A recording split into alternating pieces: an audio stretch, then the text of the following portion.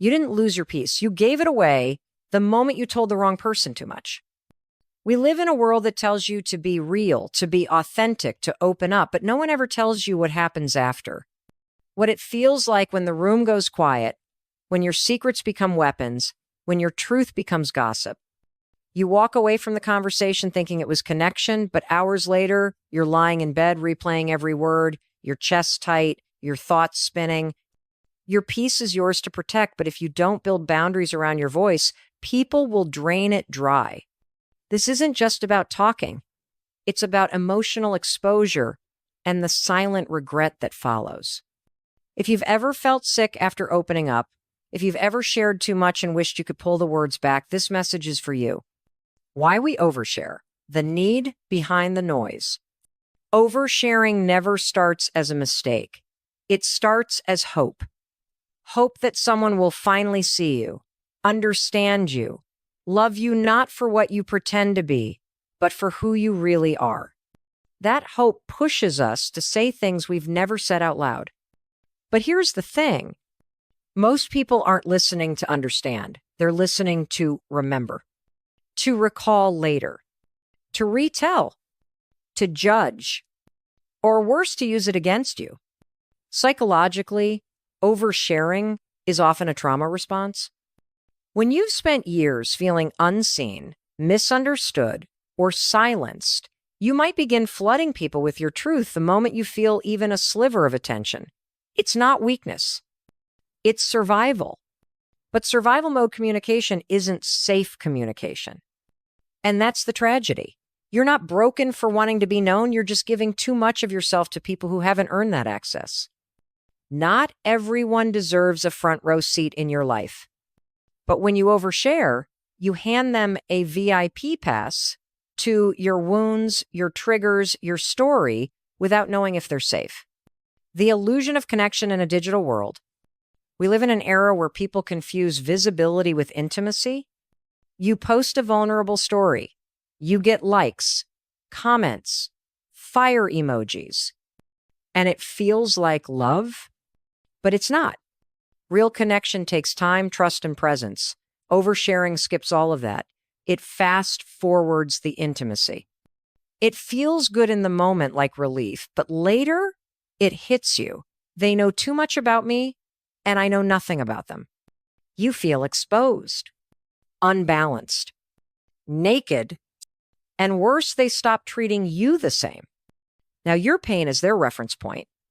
Now your honesty becomes their gossip. Now you're the one who cried, or the one who's too much. You teach people how to treat you by what you tolerate and by what you reveal. When you overshare, you're setting a precedent. You're saying, here, take my truth, judge it if you want. And many do. Oversharing isn't vulnerability, it's emotional gambling. And too often, the house wins. The post-sharing spiral, regret, shame, and anxiety. Ever feel that wave after you open up to someone? That tightness in your stomach? That why did I say that loop? That urge to text them. Please forget what I said. That's called a vulnerability hangover, and it's very real. Psychologists explain that oversharing activates your amygdala, the fear center of the brain. Once the high of the moment wears off, the brain goes into defense mode. Was that safe? Did I say too much? Will they judge me now? Did I just ruin everything? You can't sleep. You rehearse the conversation. You regret your honesty. But here's the cruel twist. It wasn't your honesty that caused the pain. It was who you gave it to. How emotional safety must come before vulnerability, not after. Yet most of us do the reverse. We share, hoping someone will prove themselves worthy. But that's like throwing your heart into the ocean and hoping the waves will be gentle. When vulnerability gets weaponized, the scariest thing about oversharing is this. Sometimes the person you opened up to uses it to hurt you. It starts small. A joke about something serious you told them. A comment in front of others that feels like a sting. A look that says, I know too much about you now. And then it escalates. They twist your truth. They repeat your secrets. They bring up your pain during arguments. That is emotional manipulation, and oversharing gave them the ammunition. An emotional trespassing when someone crosses the sacred boundaries of your story without your consent. You gave them a moment of truth. They turned it into leverage. And suddenly, you stop trusting people. You go silent, not because you've healed, but because you're traumatized by the last time you spoke. That silence isn't peace. It's shutdown. And it all began the moment you gave unearned access to your soul. Signs you're oversharing without realizing it. Sometimes we don't even know we're doing it. We just talk, ramble, open up quickly. Say too much on a first call. Message things we haven't even processed ourselves. Here are the signs. You feel emotionally drained after talking to someone. You constantly replay conversations. You regret what you said soon after. You feel like others know more about you than you do about them. You've been told you're too intense or too much. You feel exposed or raw even after seemingly good conversations. If that sounds like you, you're not broken. You're likely in a loop of emotional overexposure caused by a lack of psychological safety. It's a response to long-term neglect, abandonment, or being ignored. You're trying to earn connection with truth, but true connection isn't earned by bleeding for it. When oversharing wrecks your nervous system, it's not just something that plays out in your mind. It becomes a full-body experience. The part no one talks about is the physical toll it takes. You're not just overthinking, you're overwhelmed from the inside out. You lay in bed, wide awake, your chest feels heavy, your breath feels short, and your thoughts loop like a broken record. You start questioning everything, your tone, your words, even your own worth. And you wonder if maybe you're just being dramatic, but you're not. Your body is reacting to something it perceives as unsafe. Your brain is wired to protect you. When you share something deeply personal, something vulnerable with someone who may not be emotionally safe, your brain doesn't recognize that moment as connection. It registers it as danger. Your nervous system flips into overdrive, cortisol rises, your heart beats faster, muscles tense. You feel that tightness in your throat, that heaviness in your stomach, and you can't quite explain why it hurts, but it does. That is your body's alarm system going off, telling you that you may have given too much of yourself away and now you're unsure if you're still safe. This is more than emotional pain. It's a biological alert. And when oversharing becomes a cycle, when you constantly give, regret, and spiral, your nervous system begins to live in a constant state of tension. You become hyper aware of everything. You start doubting people. You lose trust. You even begin fearing your own voice. You become socially anxious and emotionally exhausted. That's why many people stop talking altogether, not because they have nothing to say, but because their body is still trying to recover from the last time they said too much. You cannot heal in the same space where you got sick. Oversharing in unsafe environments will only keep you emotionally and physically stuck. It may feel like you're being real. It may feel like you're letting it out. But most of the time, what you're doing isn't healing. You're just ripping open the same wound again and again. There's a painful truth nobody teaches us. You cannot truly move forward if you keep dragging your pain into every conversation. Sometimes oversharing wears the mask of recovery. You think you're processing. You think speaking it makes it lighter. You think putting your trauma out into the world will somehow make you feel less alone. But often, it just leaves you feeling even more raw and exposed. What you're actually doing is reopening something that never had a chance to close. You're revisiting the same pain that hasn't been processed, not to transform it, but to retell it. And that retelling, especially to the wrong people, is not healing. It's re-traumatizing. You keep bringing up your story to people who don't know your history. You open up to surface-level friends who haven't earned the depth of your trust. You share pieces of yourself with people who smile and nod, but don't carry the emotional maturity to truly hold you. Every time you do this, you're not letting go. You're reliving the experience. You're replaying the betrayal, the abandonment, the ache of being misunderstood. And no, this isn't because you're weak. It's because you're desperately hoping someone will finally stay after seeing the truth of who you are. But here's what you need to understand. This repetition, this constant exposure, this emotional unraveling isn't helping you. It's slowly hurting you. You may not even notice it right away, but you start craving that short-lived relief that comes from sharing. You get a moment of connection. You feel temporarily lighter, but then it fades. You're left feeling raw, empty, regretful, emotionally hungover, not stronger, just more scattered, more broken. You are not healing. You're just bleeding in public again and again and again.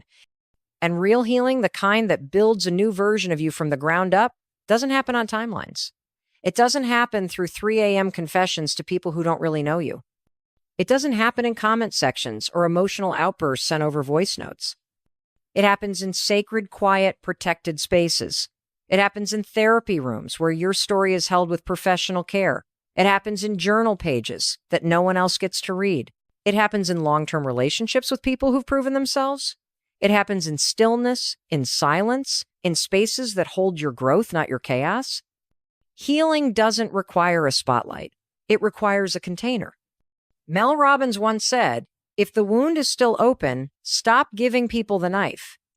Every time you share something deeply personal with someone who hasn't earned it, you're handing them a part of you they might not know how to care for. And that carelessness becomes another wound.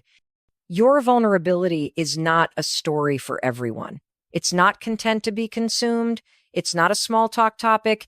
It is your truth. It is your trauma. It is your inner world wrapped in human language. It is sacred. And here's what no one warns you. Not everyone is capable of holding your pain. That's not a flaw in them. That's not a flaw in you. That's just reality. Some people cannot carry what you're giving them. Some people should never be handed your inner world.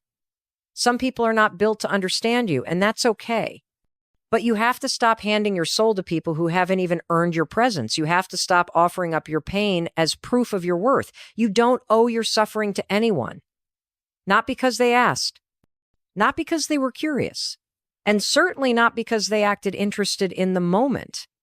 You are not obligated to give away the most broken, tender parts of yourself to people who have not shown they can hold them with love and respect. You deserve better. And you have the right to choose better starting now. How to know what to share and what to keep sacred. This isn't a message about bottling everything up. It's not about emotional silence or fake strength. It's about discernment. It's about being wise with what you give away. It's about knowing that your story has weight and not everyone has the spine to carry it. Emotional maturity is knowing how to pause before you speak. It's asking the internal questions first, not to censor yourself, but to protect yourself. Here's a 3-level checkpoint before you hand someone your inner world. 1, have I truly processed this? Ask yourself, am I sharing from a place of clarity or chaos? Is this a scar or is this still an open wound? Because if you're still in the storm, you're not ready to explain the rain. You're likely to overshare, to cry mid-sentence, to say things you wish you could unsay. That's not healing. That's desperation for relief. 2, is this person emotionally safe? Have they proven through actions, not words, that they respect you? Have they shown they can handle your truth without judgment, gossip, or detachment? Or are they just someone who's around? Someone who smiles, listens, but only when it's convenient? You can't build a foundation of safety on the shoulders of people who disappear when things get heavy. 3, what is my real motive for sharing this? Am I sharing because I want to connect or because I want to be seen?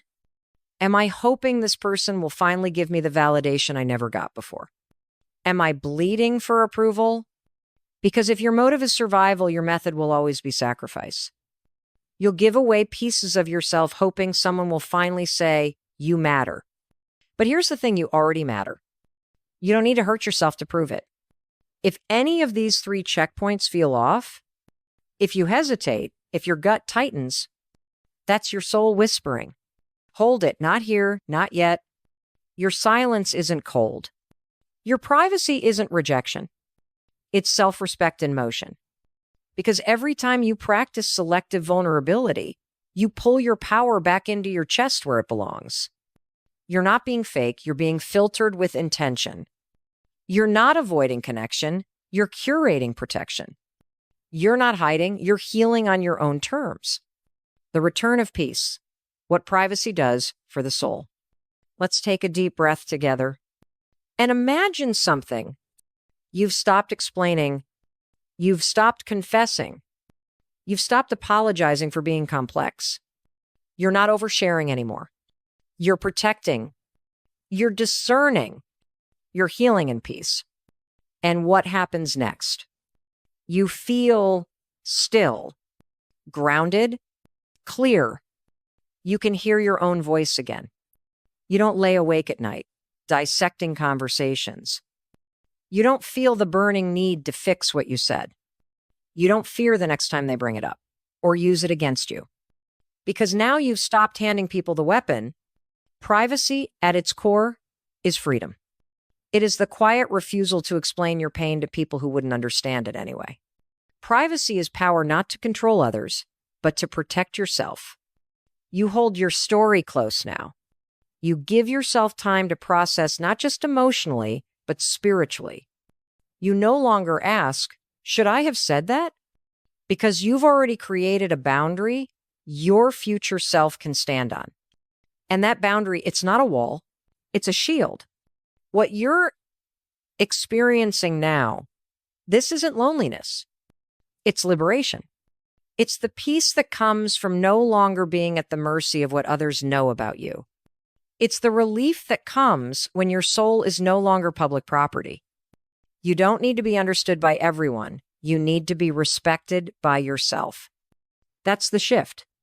Oversharing chases approval. Privacy builds self-respect.